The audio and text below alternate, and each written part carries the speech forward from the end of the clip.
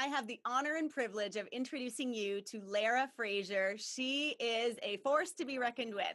She's an incredible woman with an amazing story, and I can't wait for you to hear it. She's going to talk to us about what a treatment center is all about, what to expect if we do want to choose to go to a treatment center, what happens when we're there, and then she's going to delve into her story as well if you want to stick around for that. She's also going to share some of her crazy stories. So stick around. I can't wait for you to check out this conversation with Lara Frazier.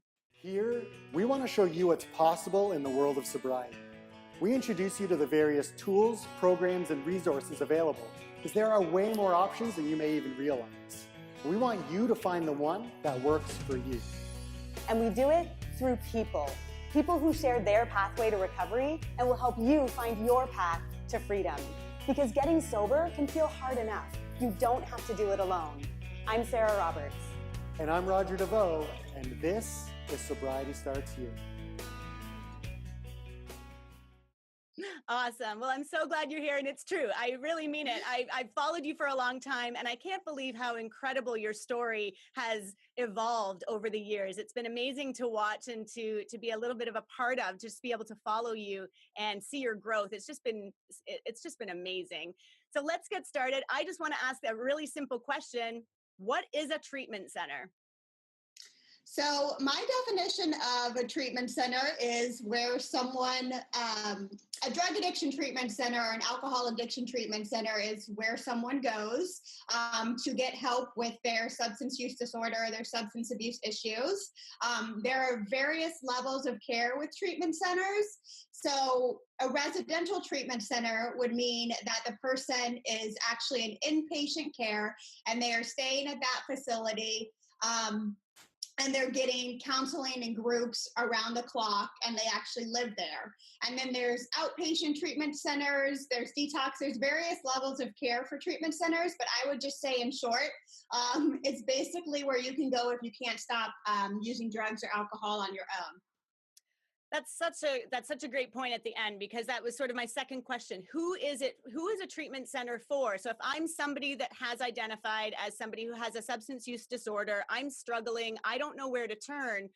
Why would I choose treatment center versus going to AA meetings, versus going to refuge recovery meetings or smart recovery or all of the other things, or just trying to do it on my own? What is the benefit, and why would somebody want to choose a treatment center?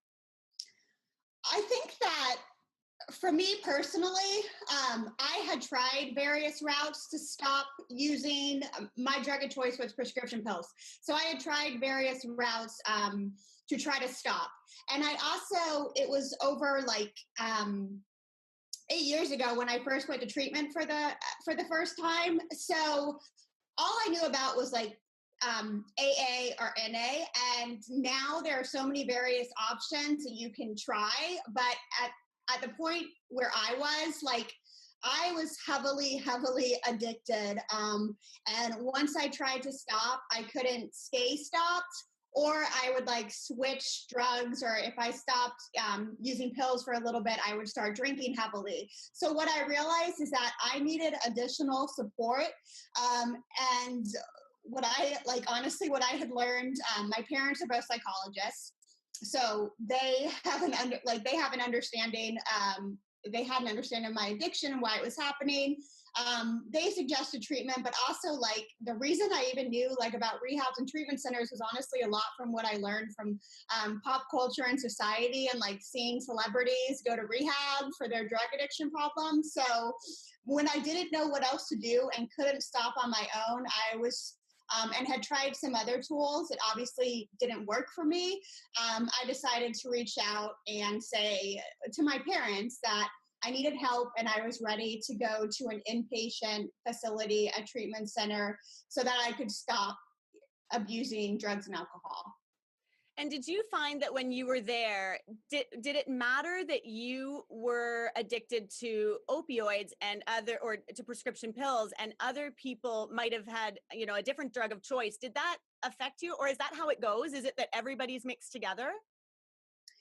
Yeah, so that's a hard question because there's so many different treatment centers and so many different modalities and so many different specialties and types of counseling and clinical and therapy that you can get. When I entered treatment, I had only abused prescription pills and I had never done any hardcore drugs. So my initial reaction, being with people who had used more hardcore drugs like meth or heroin or crack, and me never having gone there, was entitlement and thinking that I was better than them. Over time, it took me a couple weeks, but I started realizing, like, listen, although I haven't gone down that route, like, our suffering, our pain, our stories are still similar. We all are feeling so much, if it was trauma in our child, whatever it was, like, we're here because we're in pain and we're suffering, and we turn to drugs and alcohol to numb that pain. And so I kind of had to realize, like, yes, I'm going to be mixed with people who were addicted to all sorts of substances. And just because mine was prescription pills doesn't mean I'm any better or any worse than anyone else. I think there are like some programs within the US at least, like that would strictly focus on alcohol addiction. But typically, like, because addiction, like there's never what, like it's a social fact, I can't speak. Can we delete that part? I love it. It's a socio-economic. Is that what you're trying to say? Yes. Okay. I'll start over. So because addiction is socioeconomic, it doesn't matter what background, it doesn't matter what race, it doesn't matter what age you are. Like, you can't say, okay, I'm only going to treat people who have X problem. Like, substance use disorder affects all people. There's no one person that it affects. So yes, in most situations and in most cases, you're going to be mixed with people who are using a variety of substances, and it may look different than your own. I wonder if that's almost some of the power of being in treatment with people that are different from you, because so often we do want to align ourselves with people that are the same, and we sort of stick to what we think we know. And maybe it's almost, it might be more impactful to be with people that have gone through other addictions, that then you can just, I like that you were able to at least get to the root of the issue, which is the root of all addiction, numbing the pain, pushing things down, filling that hole. We talk about all of that all the time in the recovery space. So I wonder if that was almost some of the power of being in a treatment center and succeeding in that arena, right? Yeah, and I think one of the best things about that is that you form community and relationships with people who you may never have interacted with. And you learn to come from a place of compassion and non-judgment, which I think is helpful for anyone. I also think like that there's also like, so there's a positive side to it. And then in my case, I think there is also a little bit of a negative side to it, because I'd only known prescription pills. I got my drugs from the doctor, or I got my drugs like online. And so meeting people who had access to all sorts of other drugs and like interacting with that community after I left treatment, I actually like ended up stepping into heavier use. So like it's basically just like your own, it's how much do you want to beat this addiction? What are you willing to do, and what's right for you? Because I love that community. It allowed me to become more empathetic. I still have friends from like my first treatment facility, but I also became. When I left, I had friends who had used substances that were much heavier than I had used. And so when I was still friends with those people, I found out ways to get access to those drugs. That's so fascinating, because it makes me presume then that first treatment center, that the work that you did there, it didn't get you clean and sober. Like it didn't work in the way that it was intended to work. Yeah, and I think that also had to do with my own understanding of treatment. What I basically thought is that you go to treatment for 28 days. You get to you detox, you get comfortable, you get to relax a little, you don't have responsibilities, you're going to sleep it away, you got to go to some groups, and then it's going to be done. Like the real work, and most people know this, happens outside of treatment, outside of inpatient treatment, because inpatient residential treatment is a very safe space. Like obviously there's not alcohol or drugs available to you. And so you still have cravings, but those temptations are removed. However, you can't just go to, most people who were using like I did could not just go to rehab for 30 days and then never do any work on themselves and expect to remain in recovery for the rest of their lives. No. So who would you say, who is treatment for if it's not for the person that's not wanting to do the work afterwards? Because I think you're right. I think the misconception is I just have to get myself to treatment and then everything's going to be okay. I'm going to be cured. That's where it's hard, Sarah, because there are people who say that treatment won't work unless you really want to be there.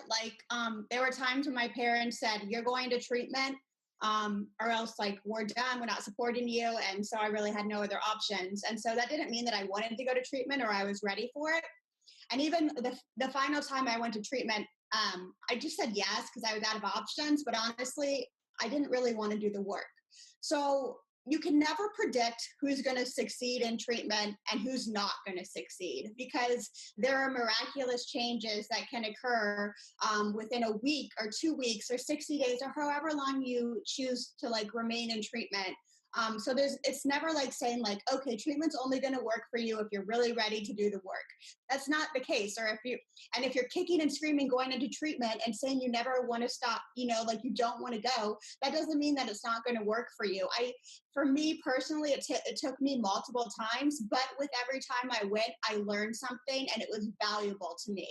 So, if someone has the means to go to treatment and can't stop using drugs or alcohol with everything else they tried, then I always think that they should go. I don't think there's there was never any downside to me going to treatment when I look at it from an overall perspective. I always got far more than I didn't get by going to treatment. And it was all my own process, and everyone has their own individual journey. But I truly believe for people who are severely, severely addicted and cannot stop on their own, that treatment is a wonderful, wonderful option. And it has gotten a lot of bad press because there are people who do bad things, but there are also there's incredible work that is done in treatment that couldn't be done without this industry. So yeah, I agree with you. Well, look at yourself as a shining example, and I love that you can look at every single time you went, because you went to treatment 4 different times, and that you can say that it sort of compounded the effect. Maybe or maybe it's it was just a matter of it just had to stick, or everything had to come together. How does one decide whether or not they need 30 days, 28 days, 30 days, 60 days, 90 days? Who gets to decide that? What happens there? I think the majority of people who enter treatment want to go for the shortest amount of time possible. And that is, some people just want to go to detox and get through the withdrawal and be out. But most people will think that treatment is a 28-day program. But studies and statistics do show that the longer you remain in inpatient treatment, the better chance you have at long-term recovery. There's also, some issues. For example, in the U.S., our insurance will cover addiction treatment. So, but it might not cover residential treatment, so you'd have to be stepped down. So it's pretty much, the unfortunate thing is that treatment here, in the US is based on if you have insurance or if you have the means to pay. There are scholarships and state funded programs available. And I think in Canada, I don't know as much about it, but I think most programs are self-pay. So you would have to have the means to be able to pay for treatment. But my opinion, your question, who decides how long you go to treatment? Once you go into treatment, you'll be assigned a case manager and an individual therapist, and they will work with you on an individual treatment plan, and they will recommend how long you should stay based on like your behaviors and symptoms that you're displaying. It will be based on your past experiences. Like if you really haven't like had multiple treatment episodes, and they might say like, listen, let's try 28 days and see how that goes. But typically the recommendation is about 90 days. Okay, so 3 months.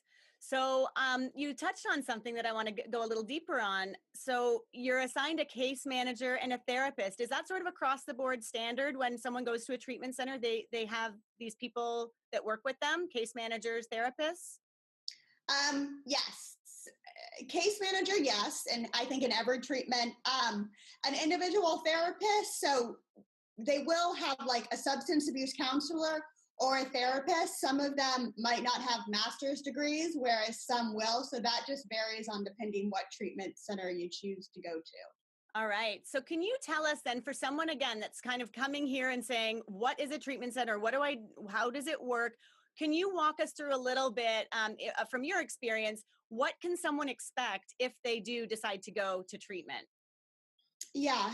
So you will most likely be living with a group of the same sex, either in like a double room.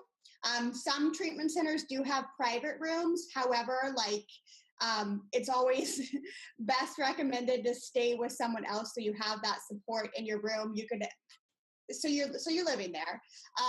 You have individual therapy, so sometimes that can be once a day. Sometimes that can be once a week. Sometimes that can be 3 times a week. Again, that's going to depend on the treatment center you choose, and that's a question that you'll want to ask if you are making that decision, is how much individual therapy do I get?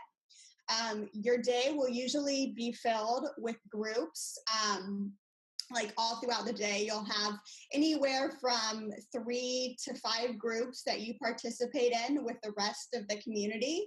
Some treatment centers are broken up by gender, so you will only be with whatever gender you are. That's who you'll work with. Others, you interact with males and females.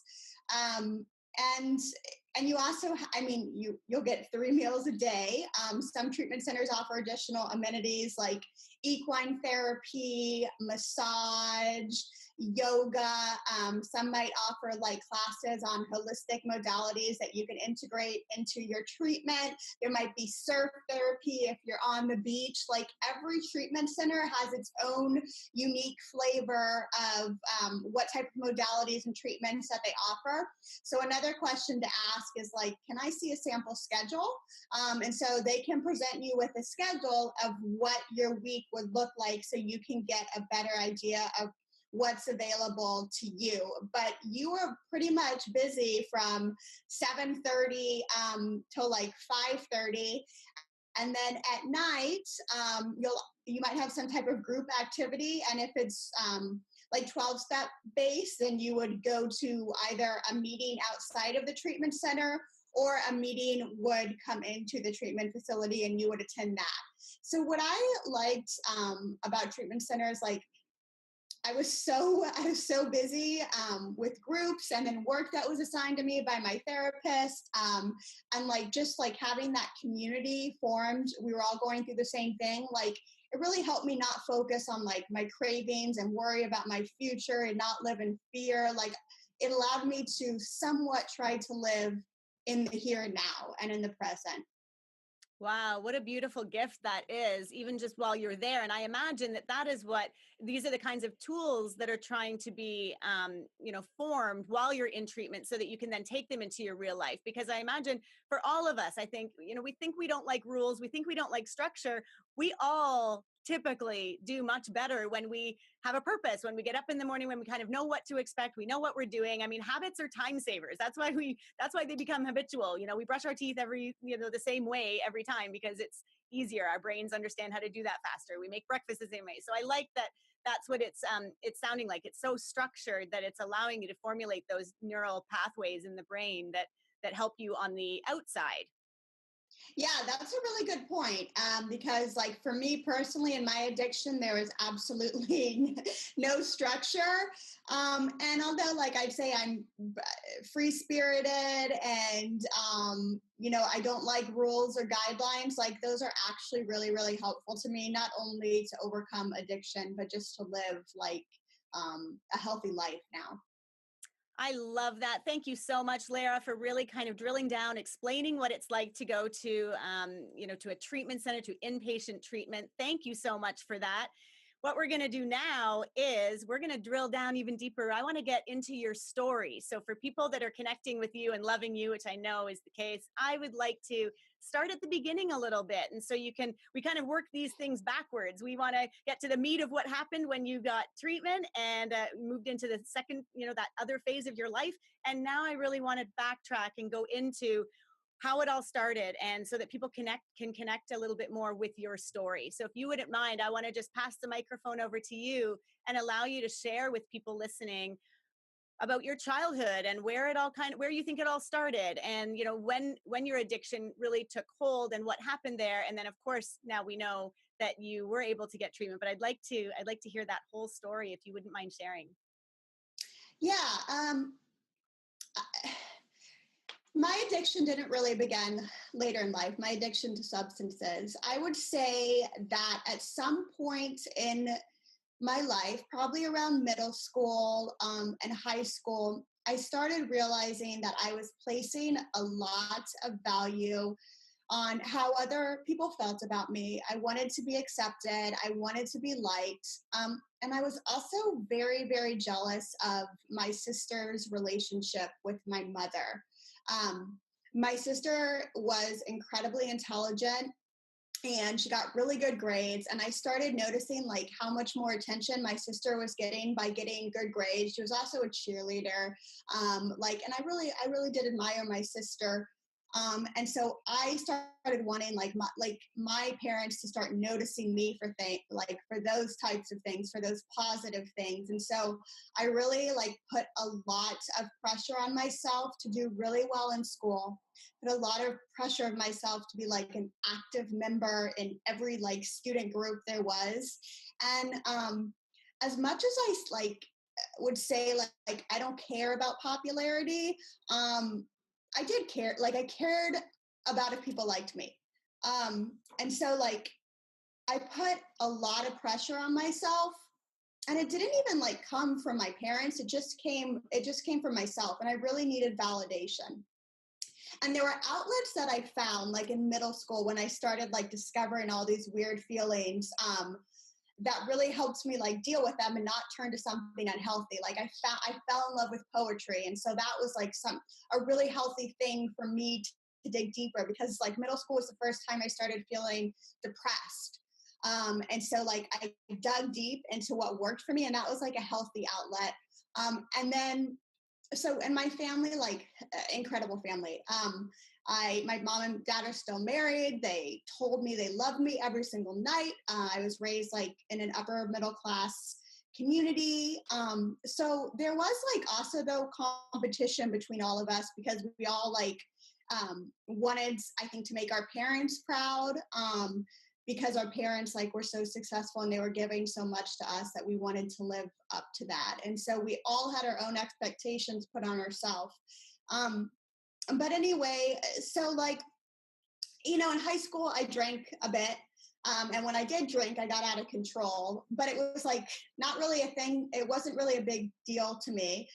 And in college, when I did drink, I did not like the way it made me feel. Like I wouldn't be able to make class the next day. I remember being a freshman in college, and having like apple martinis the night before and being hungover, and I didn't make it to my like English class, and I was like, I am not doing that again.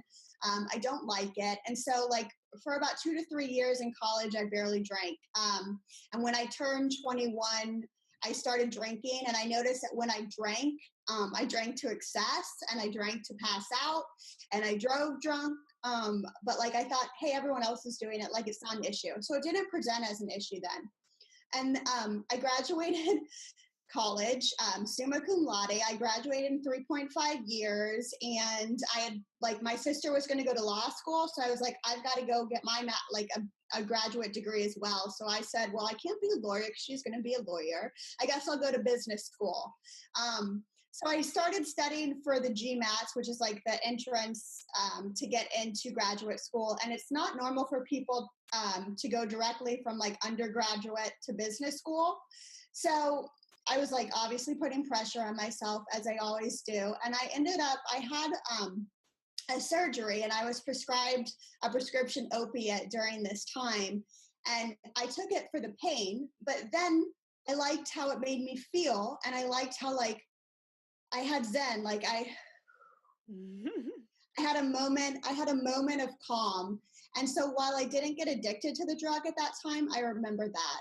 And so I ended up moving to California. I got accepted to graduate school, and the summer, so my graduate program was 2 years, and the summer between my first and second year, I went to Mexico with my family, with the boyfriend that I had at the time, and we asked for like an opiate in the pharmacy, and they gave us this drug called tramadol, which is supposed to be a non-narcotic pain reliever.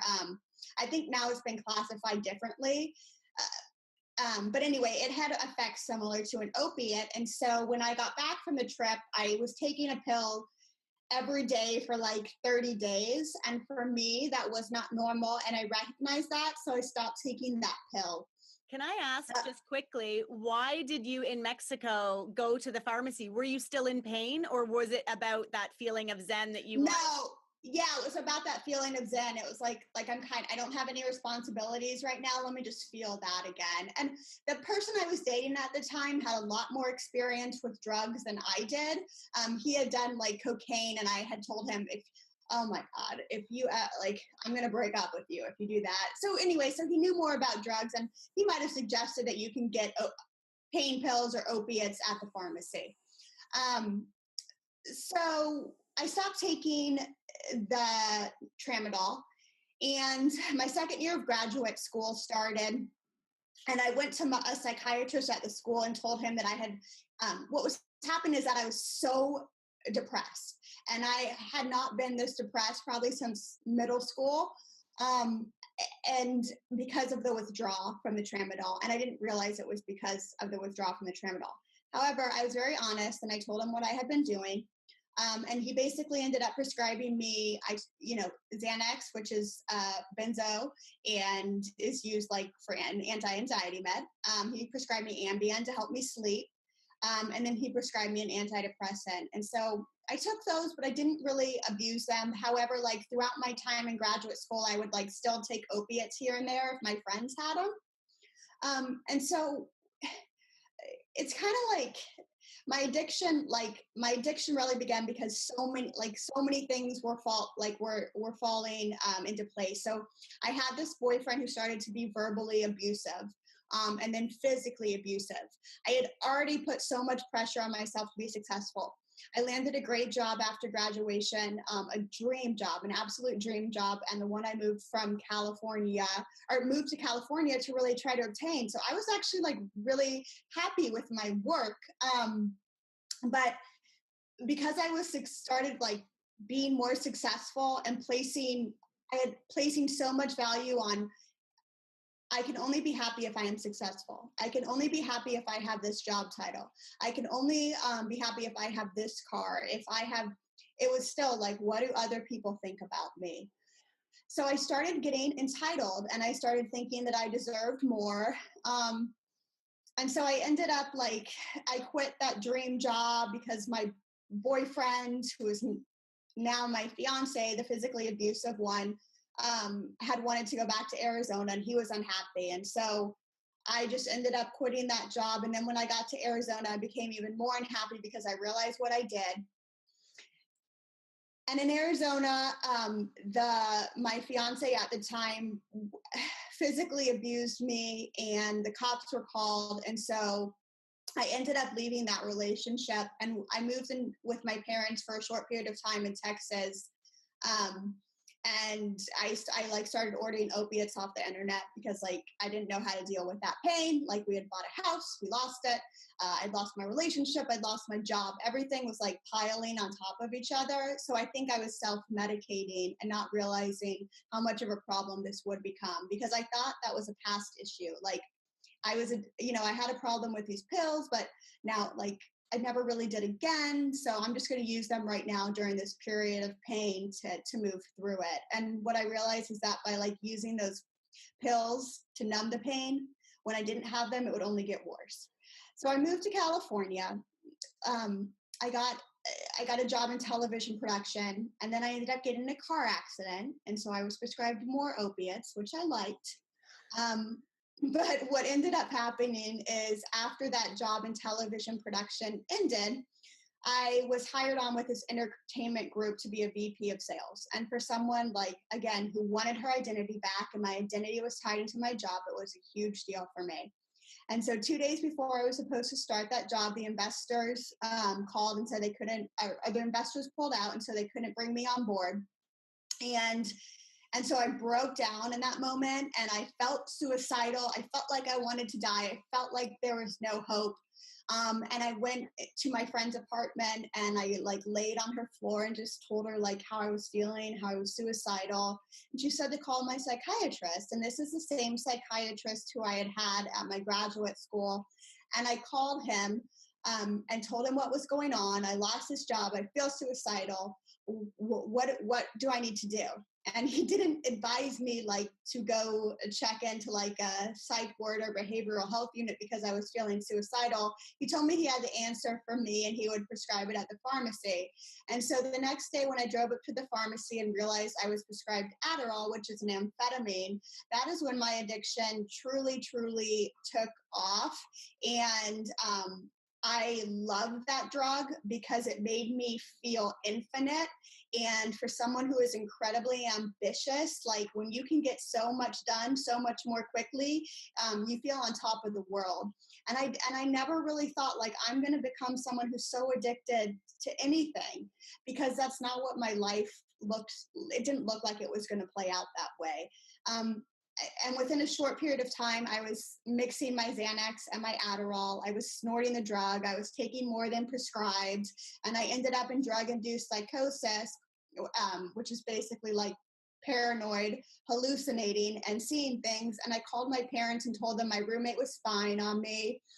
And there's a lot of stuff that went on in my addiction that is terrifying, because I was really addicted to Adderall for 4 years, but for the better part of those 4 years, I was in drug-induced psychosis and paranoid, and hallucinating and hearing voices and thinking people were out to get me. And so I go into treatment, get some sober time, get some antipsychotics into my system and start calming down and thinking everything was going to be okay.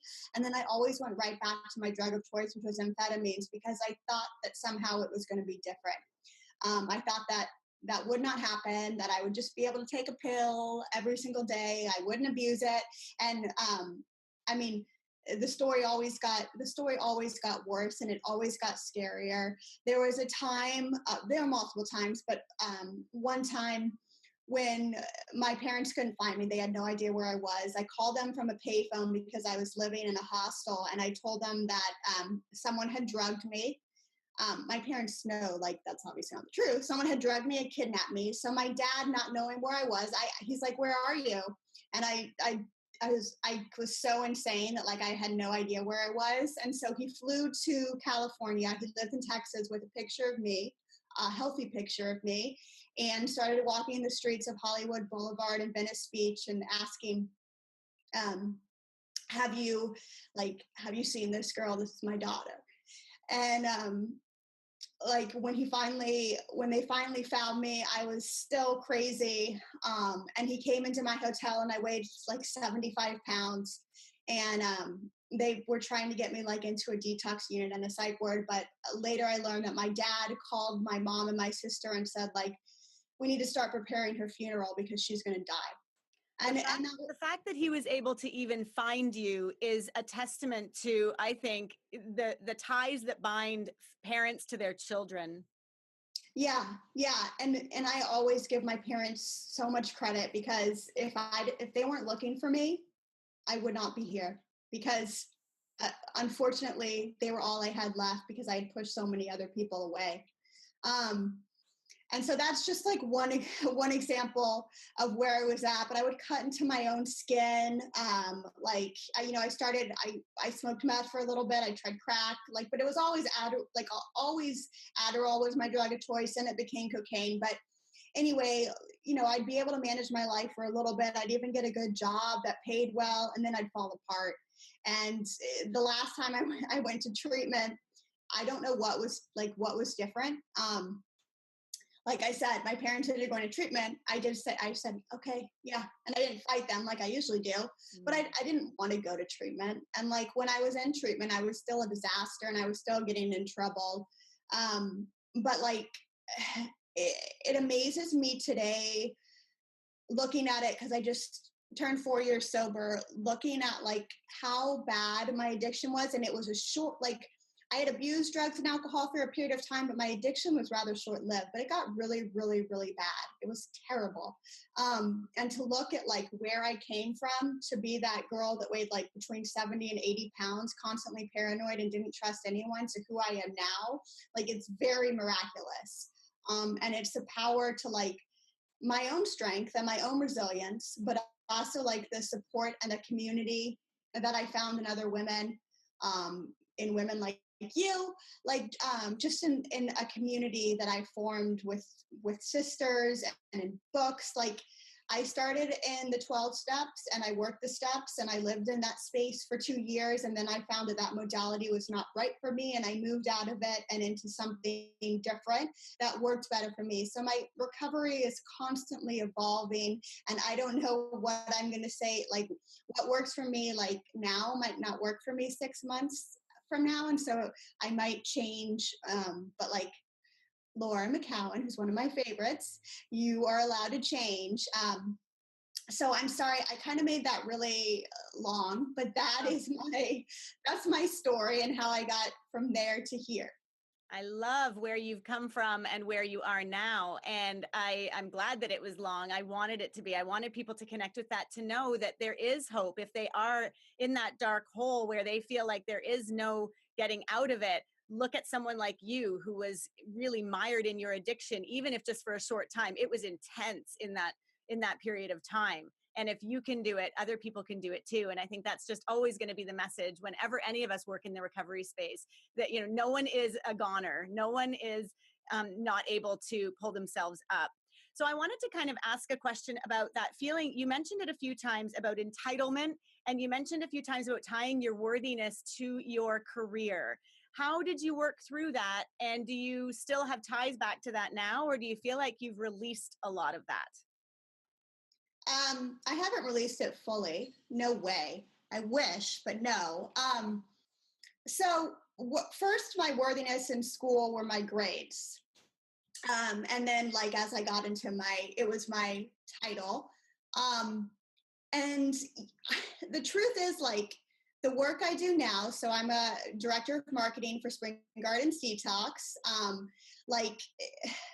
I have I have a big title still, and I have a lot of responsibility, but I am able to realize my worth is not tied to my title or my career. However, in my previous life, I was involved in I worked in the entertainment and media industry, and that was something I really, really loved. I didn't want to work in that industry for a reason to be more successful and look better. I was passionate about that industry, and now and honestly, I don't think my addiction had to do with the industry that I worked, even though it was entertainment and media, because my addiction was tied to roots that began far before I even knew what a career or school was. And I also realized one thing I'll just point out before I go back to what you asked is that I had a lot more issues looking back at my life that I didn't really realize until I got into recovery. And so I would never be able to fully explain all of that until I entered recovery. But now I realize, so I have this graduate degree that is valuable to me and something I am proud of, because I did work hard for that.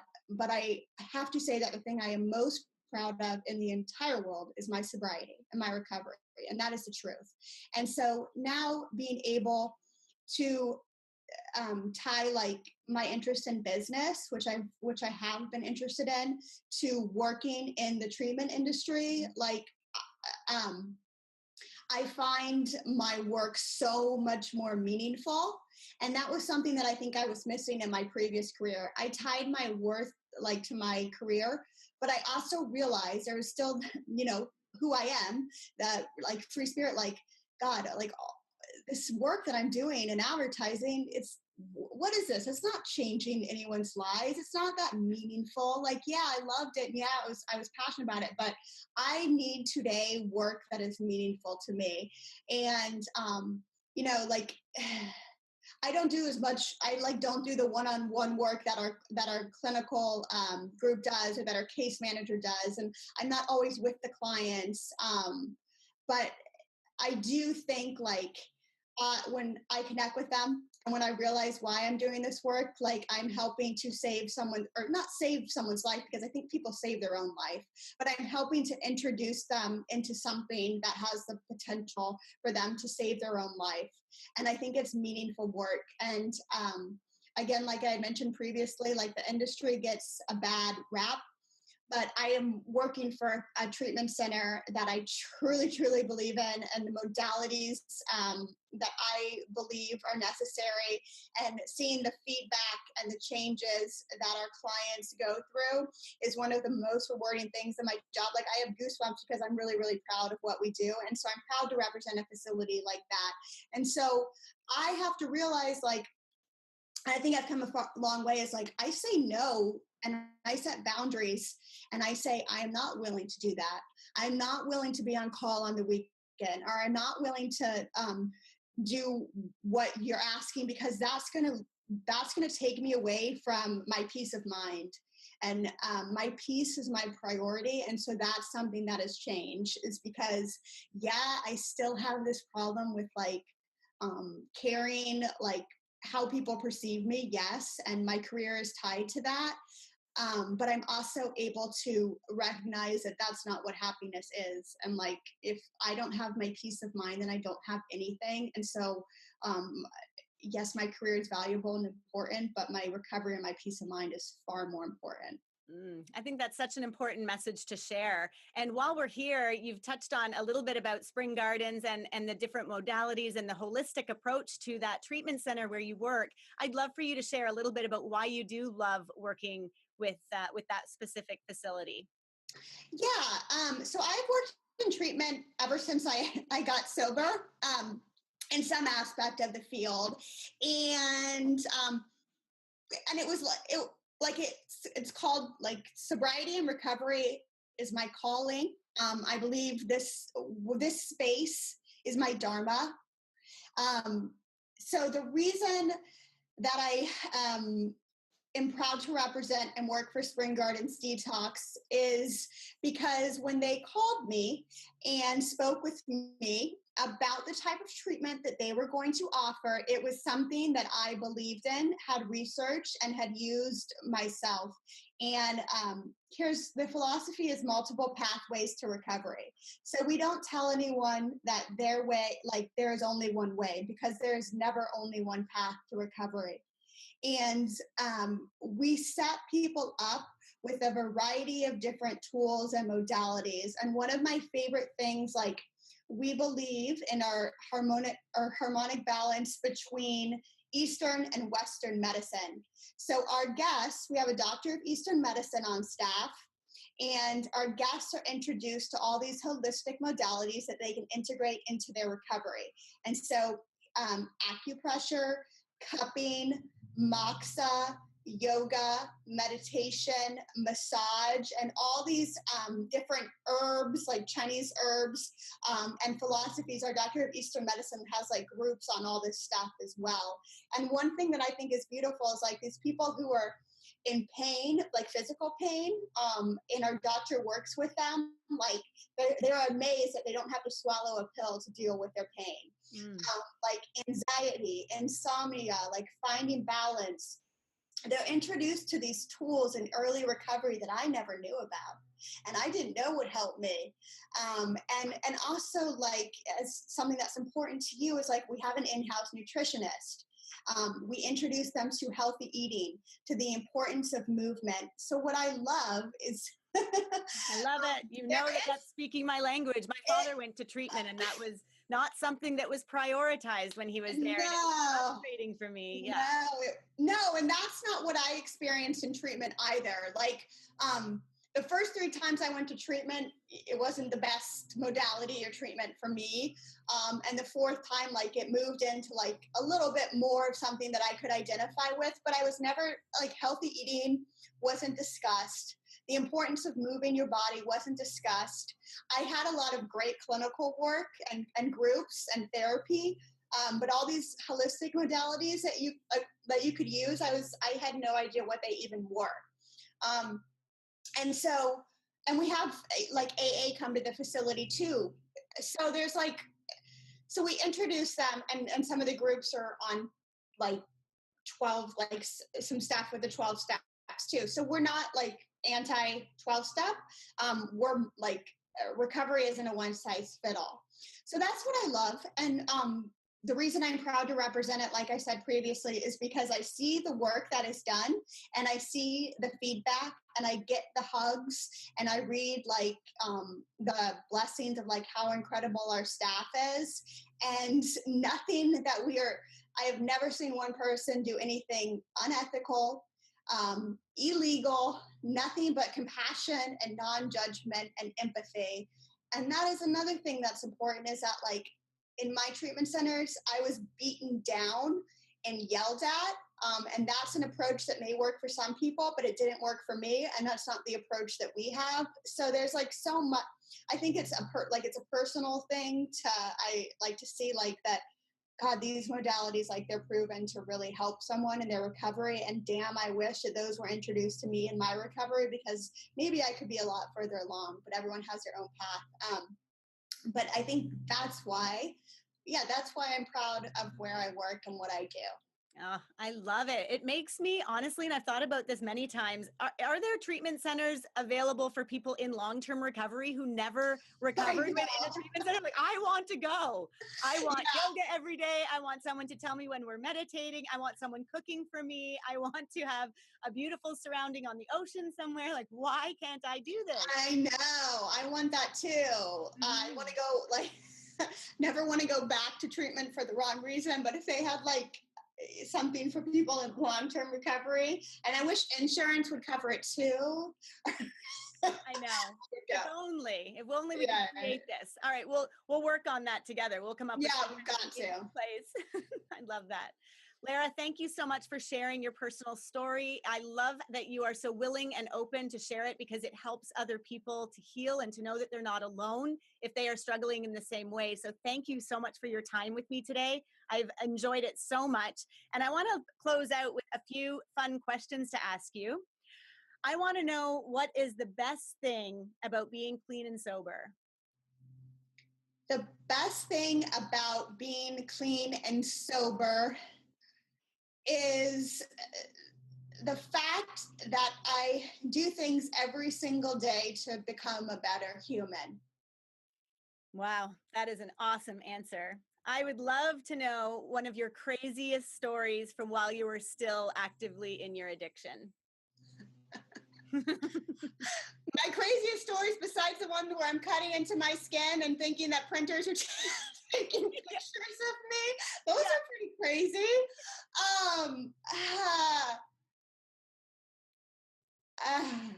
I think, I have a good one that is funny, but not funny when you're in it, but funny now with looking back on it. One time, I was trying to go back to Texas because I had relapsed in amphetamines, and I knew that was wrong, and so I wanted to get back to my family.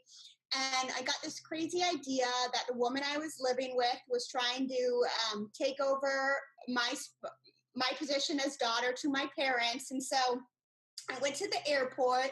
I had my dog at the time her name's Cookie, and she's a Chinese crested Maltese mix. So she's really small, but she had like a therapy vest because she used to fly with me for work. And so she was like a registered therapy dog.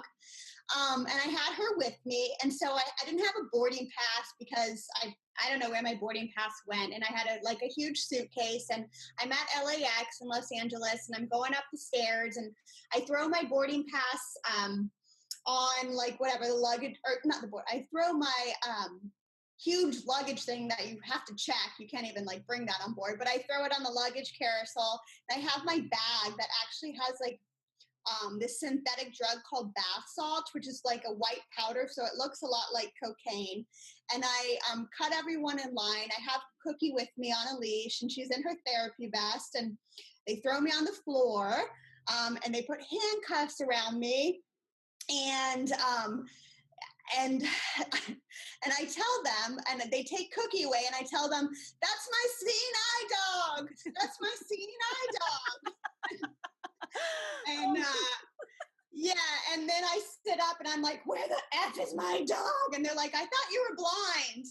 And so I'm rolling around in like jail for 2 nights before I finally get taken to the psych ward. And when my parents go to pick up my luggage from the jail, they ask, because I was like crazy when I was in jail, like I was rolling around on the floor, literally. And they go to pick up my luggage, and the guys are like, is your daughter blind? I told them that. So that's probably one of the craziest stories. And it's like sad, but it's also funny because like a 10-pound dog isn't the best seeing eye dog that you could have. And considering you weren't blind in the first place, I mean, no. The whole story had a whole bunch of holes in it. That is hilarious. Yeah. I want to know, what is your favorite swear word?